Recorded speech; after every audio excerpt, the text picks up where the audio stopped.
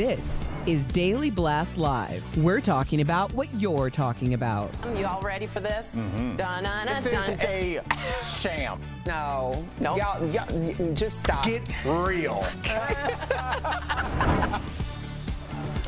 Welcome to DBL. We have some amazing news that you might have heard this morning. I don't want to scream it because I am on mic. But ladies and gentlemen, and anyone who feels that they haven't heard the news, Brittney Griner is a free woman.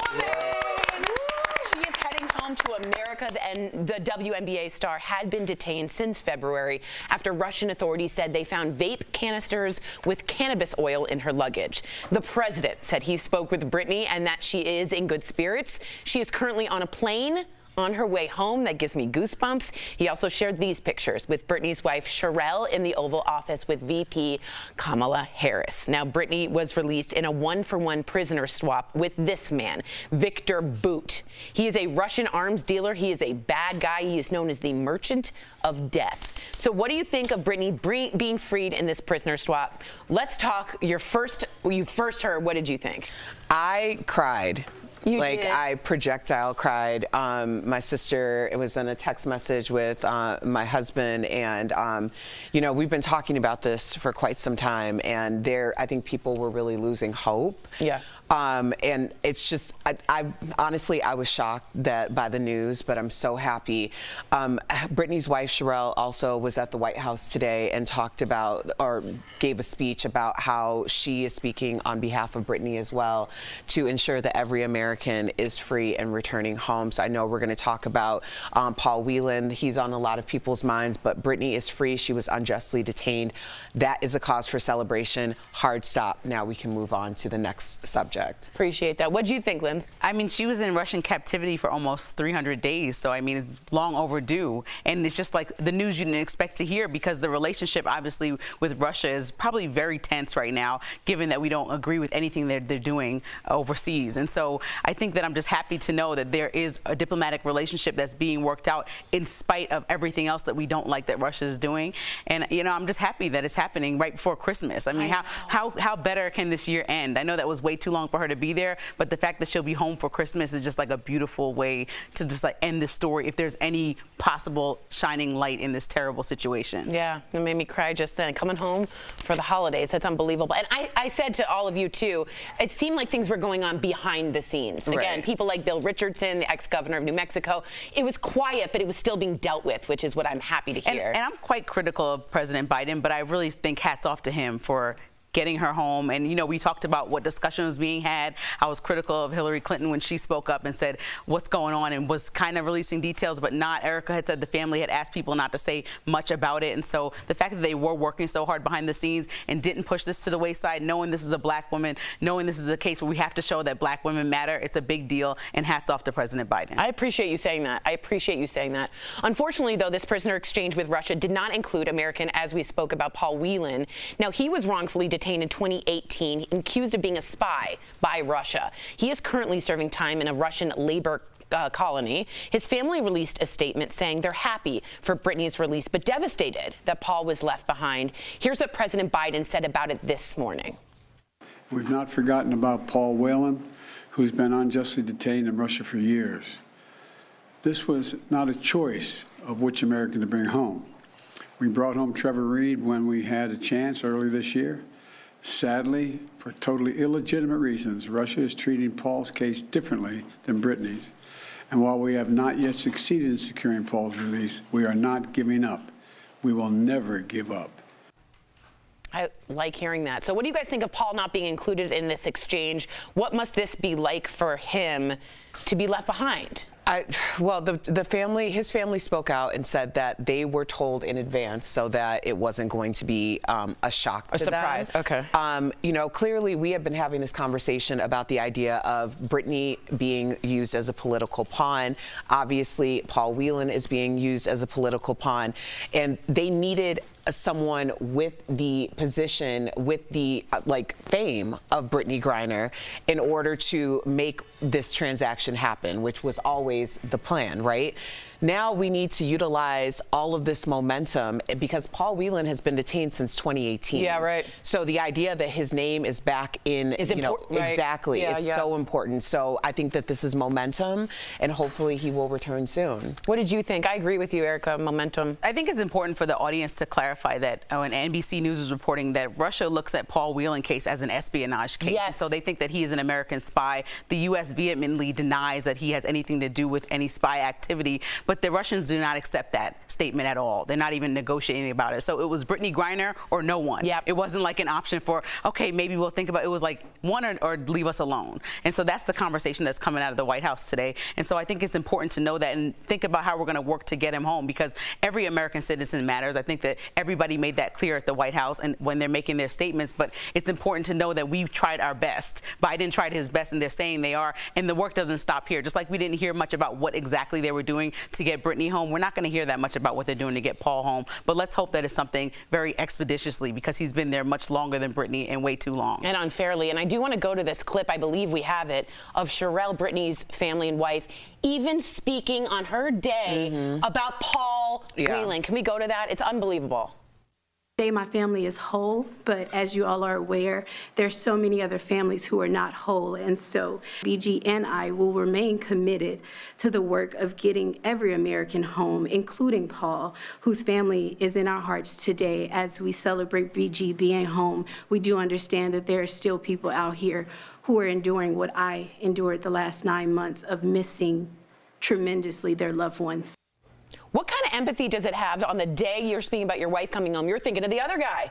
I just think that's a tremendous statement of character. Unbelievable. No. Yeah, unbelievable. But it's not shocking. Yeah, not many people would have that same experience. So to speak from that perspective, she understands every day for her. You can see by the things that she said publicly, it was excruciating. Even the days when we might have had a nice day with our family, she was wondering if her wife was okay. Yeah. You know, just the pictures that we saw were devastating. And so she understands that every single day is like scratching nails on a chalkboard. And she knows that it's important to remember there's other people in plenty of other countries that need to make their way home. Way to be a spokesperson, way to be a great wife, a great human being. Unbelievable. And we are so thrilled. Again, Brittney is coming home. Coming up on DBL, we talked with comedian Brad Upton. What are the holiday traditions he wishes would just go away? And new revelations from the Harry and Meghan doc. What is royal life really like behind those big gold closed doors? It's happy holiday season time. From our DBL family to yours, we want to wish you a happy holiday season. A happy holiday season.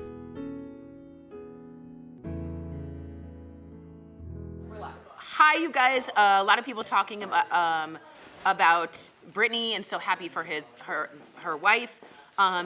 OG Patrice says, Paul needs to come home now. We should have negotiated both for one. I have to echo what Lindsay said, which was beautifully said. Apparently, the merchant of death, who we didn't speak to, Victor Bout, is an arms dealer who dealt with Al-Qaeda, the FBI got him by pretending to be Colombian drug lords, okay? So this guy's a bad dude, and they felt, the Russians, that only Brittney was worthy of the swap of that person. What they want from Americans for Paul, as she so expertly said, is a spy. So they want another Russian spy to be released for Paul Whelan, who they think is an American spy. He's not. He was detained wrongfully, as we know, but it's a spy for a spy, and the merchant of death for Brittney Griner. So it's almost like equitable swaps in a way. I know this sounds incredibly weird because it's someone's life we're talking about, but Lindsay's absolutely right. They want a Russian spy to be released in relationship to Paul Whelan, who they believe is in espionage. And it's either you do no one, as you said so well, or you do Brittney, which I think they made the right choice. Yeah. And his family said they understand the choice. And they were told ahead So at of least time. they said something as opposed to just like wondering how they're feeling or being blindsided Can you by imagine this. Both just of those not would be knowing? very wrong. Oh my God. And if you don't know, this Bill Richardson guy, he was a Clinton friend, an old Clinton guy in the department, in his cabinet. But he has become this, I don't know what you would call it, prisoner. He did. In October 9th, 2022, he said, I have inside information that both we think will be released in the next couple months. Then he said, it might not be together, but be optimistic. So I don't know how he is or if he knows, but he's someone to keep an eye on, and if you want to follow on Twitter, he seems to know things, helpful things. definitely. You gotta go right next to that.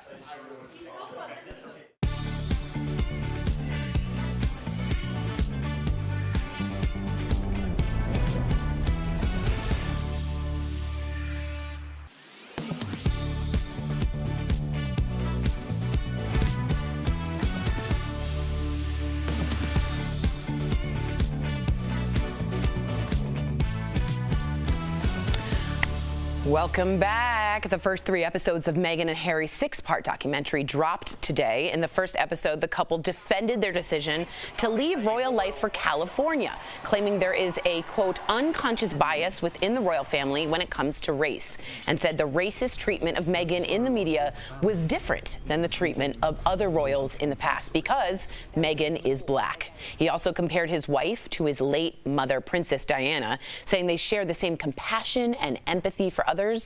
Meghan also revealed she's a hugger, but that was jarring to many Brits, including her sister-in-law, Kate Middleton. Meghan said she didn't realize that the formality with the royals on the outside carry on inside behind closed doors. As far as what the palace has to say, a source says that no member of the royal family or palace was contacted for comment for the series. There's conflicting reports on that, whether they were contacted or not. Really? So some sources are saying they were contacted, and this is saying it's not. I don't know. Either way, I'm really glad that Meghan and Harry are able to tell their story. It's very important that you are the narrator of your own story. Yeah.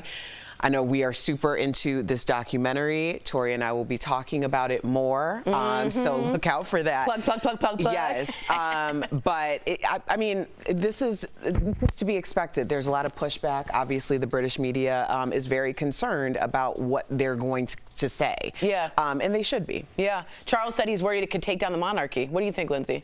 I'm just overwhelmed. I have so many shows to catch up on, and you said 3 episodes are out. I'm like, because this is something that I really want to watch. Like you said, I want to know what their perspective is. They did a big thing. I mean, that Oprah interview blew everyone's mind. So to talk about it in a documentary where you're going to give it the depth and the breadth that it needs to tell the full story is just like my jam. So I need to like do it over Christmas break so I can just watch it in peace and silence and like not have to think about anything. And have that. But I am happy that they're getting to tell their story, because a lot of times you have to guess or have shows like The Crown to piecemeal things together, and then the royal family gets mad that they didn't, so just let us know then. Tell us what the perspective is. Answer to the racism claims. Just say something. Say a full statement so we can have your perspective, Harry and Meghan's perspective, and understand what's going on over there. That's so interesting, because it reminds me when Princess Diana died, Tony Blair, the then Prime Minister, kept saying to the Queen, you need to say something.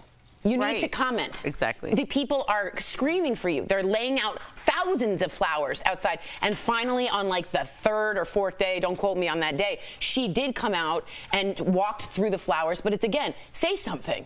We need to hear an input on this. So interesting. I don't think they will, but we want them to. There was another big reveal in the documentary. We get to hear Meghan and Harry's son, Archie, for the very first time. Take a look. I gotta do this foot, Mama, because I was with you. I gotta do this foot. You've got a dirty foot. Papa is a bird watcher, so this is a really big moment for him. So did you think you heard American, an English accent, or an American accent? I think it's a hybrid. I think it's a good hybrid, too. I think it's a really good hybrid. Did you expect him to have, what did you expect to hear him sound like? He sounds like a baby to me. I just heard like a mush baby voice. Did you guys hear it? Like, I don't know. I think all kids, they kind of have like that high pitch, like kind of super excited about everything voice. But I don't think I could really hear a thick accent. Like, it's certainly not like his father. It's certainly not like Harry. Let's listen to it one more time. See if you spot an accent. Let's listen. I gotta do this foot, Mama, because I was with you. I gotta do this foot. You've got a dirty foot. Papa is a bird watcher, so this is a really big moment for him. I like how excited he was for the hummingbirds. Yeah. That's really, really cute. Let us know what you think, American English accent or British or hybrid. So is she going to show her kid in it or just voice? I don't know. Do we know that, Karen? Do we see it? Because I know there's like a big thing when you have a kid about like showing their face, or, sometimes like even with Beyonce and Blue, you kind of saw her in the music videos, or her other twins. Or you see them like out. Time to time, but then in her Adidas ad, they came out. So I want to know, like, are we going to really see the baby in the movie? Archie, Lilibet. That's the other one, Lilibet. I can't wait. Coming up on DBL, our interview with comedian Brad Upton. We talked all about working on stage for over 30 years. Good for him.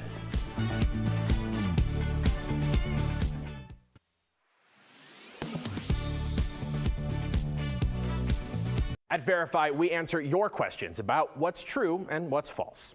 Following recent reports of a special guaranteed income program in San Francisco, one of our viewers asked us, is it true that any LGBTQ resident of California will be able to receive checks from the state government? So let's verify. Our sources, the California Department of Social Services, the California Welfare and Institutions Code, the City of San Francisco, and the City of Palm Springs. The City of San Francisco has launched a pilot program called GIFT, Guaranteed Income for Transgender People. But it's only available to San Francisco residents who earn less than $600 a month. It's also a tiny pilot program. Just 55 recipients will get $1,200 a month for 18 months starting next year. And it's designed specifically for trans and non-binary people, targeting those who are homeless, disabled, or otherwise especially vulnerable. The City of Palm Springs is also considering a similar program for low-income trans residents, but that one is still in the planning stages. And neither program is designed for all the LGBTQ people in their cities, let alone the whole state of California. So while it is true that a few low-income trans people in certain California cities may be eligible for guaranteed income pilot programs, we can verify, no, the state of California is not sending out checks to all its LGBTQ residents. California as a state is experimenting with other guaranteed income programs, though.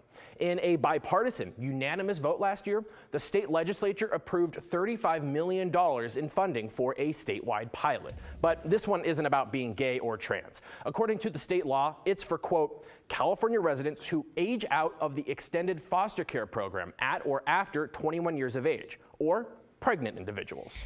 With your Verify, I'm Casey Decker.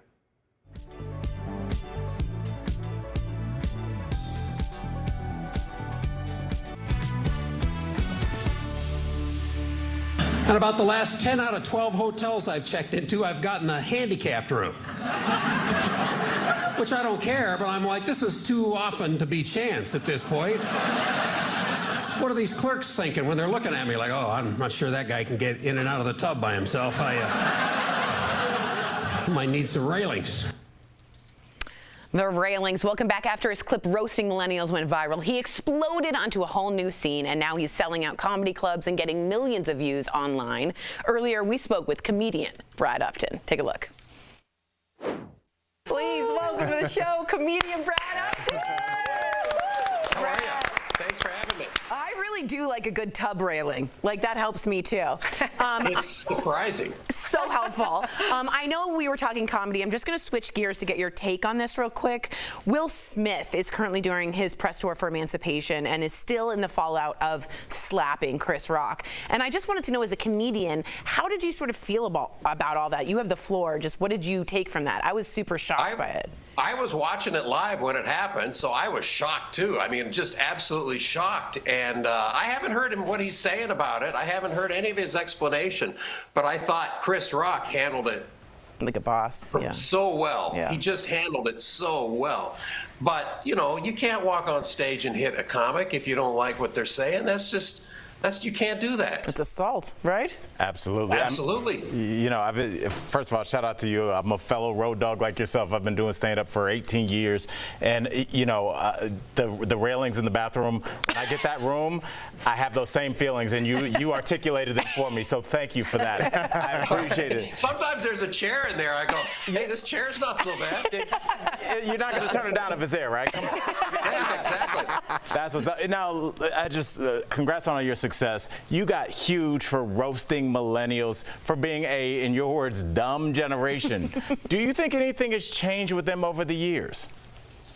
Yeah, you know what? In that video that went viral, I made fun of them for never using change, or I go, you use your credit cards, your debit cards for every single. Well, you know what? I'm that guy now. I'm the same way.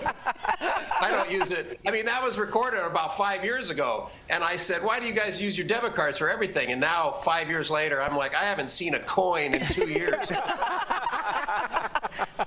True. It's funny because it's true. So in your special, you talk about life before the internet. What do you think has changed the most about us as a society since the internet? It's weird to think about, isn't it? Before the internet, sometimes you think, how did we do this before the internet? I think it's attention span. I think our attention span is horrible now. It's just, I tell people this, I was a prolific reader. I don't read like I used to because I'm sitting here scrolling all day. And it's attention span. It's awful. Do you remember just telling someone, hey, next Friday, meet me here at 7 o'clock? Do you remember those days? And it would work, and you would just do it. You just went there. No text message. Sorry, can't make it. I know. Yeah. I know. Okay, so the holidays are coming up. Do you have any pet peeves about the season? Oh, you know what? I love Christmas music, but I hate the novelty songs. Like the hippopotamus song and the Grinch song. Why are they on the radio? It makes me, I want to drive into a tree every time I hear one of those things. No one wants to hear the novelty songs. You know who does, though? My daughter, Sophie. What's the hippo song? What is it? I want a hippopotamus for Christmas. He just said he didn't want to hear it. We're going to lose him. We just lost Brad. But I'm with you, Brad. But I think the kids are the ones that are driving the Grinch and the hippopotamus. But that's what their headphones are for. The kids should be on their headphones in the car. You get control of the main speakers. I sing along with it. Oh, I love you. So great. Brad, this has been fantastic. DBL Nation, be sure to see Brad on tour. Get your tickets at bradupton.com and also check out his special, I'm Not Done Yet, at Dry Bar Comedy on YouTube. Brad, thank you again. We'll be right back. Thanks, Brad. Thank you. Thank you for having me.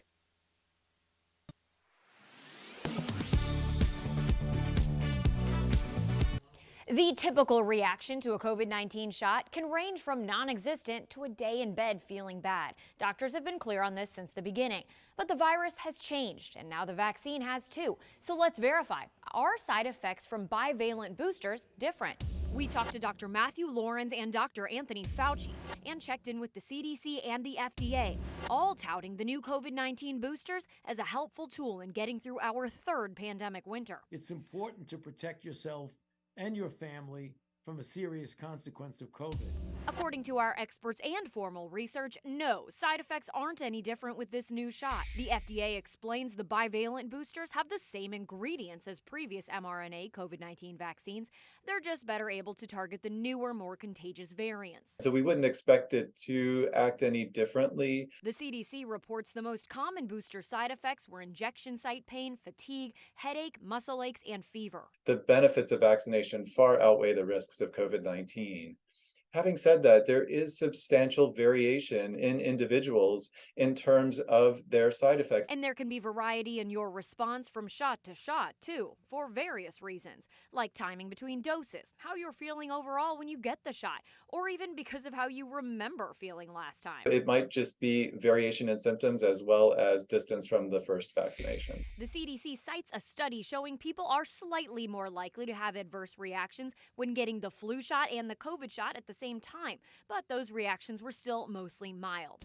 And don't worry if you don't react at all. Dr. Lawrence says someone with a strong immune response to a COVID-19 shot isn't necessarily better protected than someone who doesn't experience side effects. The studies have shown that the immune response is equivalent regardless of side effects in individuals. If you are worried about side effects, Dr. Lawrence suggests scheduling a booster when you know you'll have some downtime the next day. Just know it takes about 2 weeks for the shot to fully kick in. And remember, the CDC recommends waiting until after your shot to pop in ibuprofen. With your Verify, I'm Abby Larico. Experts are working to create the perfect Christmas tree. Let's connect the dots. Researchers from NC State growing more than 1,000 trees with the best genetics. All of it happening in Ashe County, one of the Christmas tree capitals of the country. Experts are collecting cone-like seeds from more than 1,000 trees. They're all 6 to 8 feet tall, grow quickly, and do a great job of retaining their needles. Because of their genetics, these trees are expected to lose less than 1% of their needles after harvest. That's great news for your living room floor. But don't expect these new and improved Fraser firs anytime soon. Researchers say they're working with the state of North Carolina to make sure the trees are commercially available by 2026. And that is Connecting the Dots. Are you skeptical of headlines and what you see on social media? We are too. The Verify newsletter answers your questions, clarifies what's true and false, and even includes a daily fun fact. Go to verifythis.com/email to check it out.